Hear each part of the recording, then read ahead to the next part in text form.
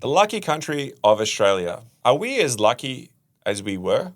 This is a conversation I had with someone I met the other day, and he asked the question, are we really much worse off than we used to be? I was talking about the 90s and 2000s when I saw just such prosperity happening in Australia, where we did feel lucky because we were seeing our values of our homes go up and job opportunities were opening up and the industry was moving left and right. But are we less lucky now? Here's a question for you. Do you remember the house that you grew up in? Do you remember what it was like? Some people saw us as lucky. I grew up in a 15 square home, fibre home, on the outskirts of Melbourne with a large backyard. Now that would have been lucky because I had a massive backyard. And if you live today, and some people live in a bigger house with a smaller backyard and say, wow, I wish I had a backyard. When I was growing up, I said, wow, I wish I had a bigger house. What is a new home versus an old home? The modern home now has 2 bathrooms, 3 bedrooms, maybe even an extra one, a 4th bedroom and a study, a lounge area, a second lounge area.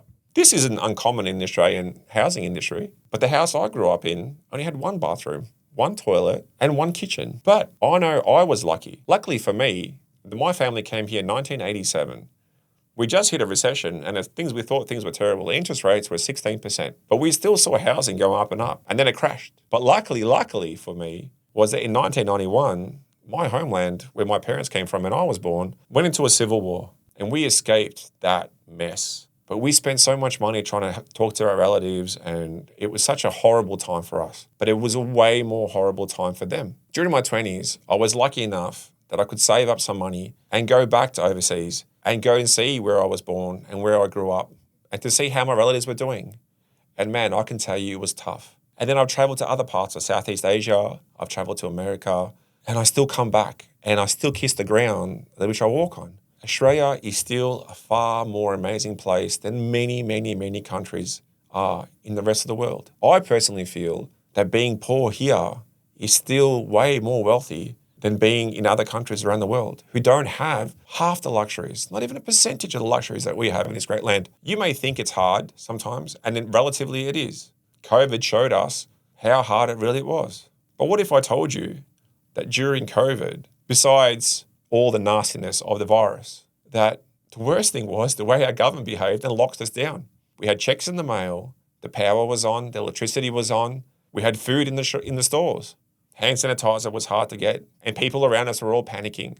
Just imagine for a second that there was no power, or at least maybe power for 1 hour a day. Just imagine for a second that even if you had money to go buy food, that the stores were empty, that you couldn't find fuel at the petrol station. Just imagine what you would do. This is the reality for most of the world. This is the reality for a lot of countries in the world right now. And the worst one was, just imagine that when you hear a plane overhead, that you think it's going to drop a bomb on me.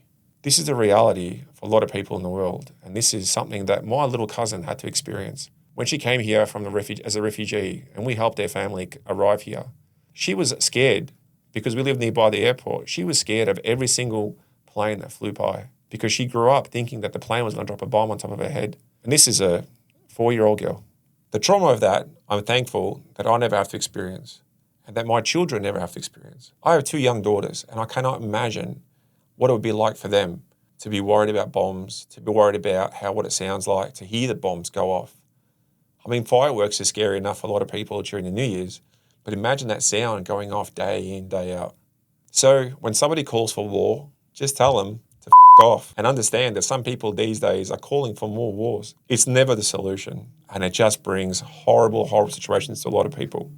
I know when I celebrate Australia Day, I know that I am so blessed of this land. I am so blessed of the freedom I have to speak to you. I am so blessed to boo my Prime Minister of the tennis, if I want to, if I choose to, and no one will silence me for doing it. I'm so blessed to be able to have this voice and to share it with you. And if you don't like it, that's fine. If you do, even better.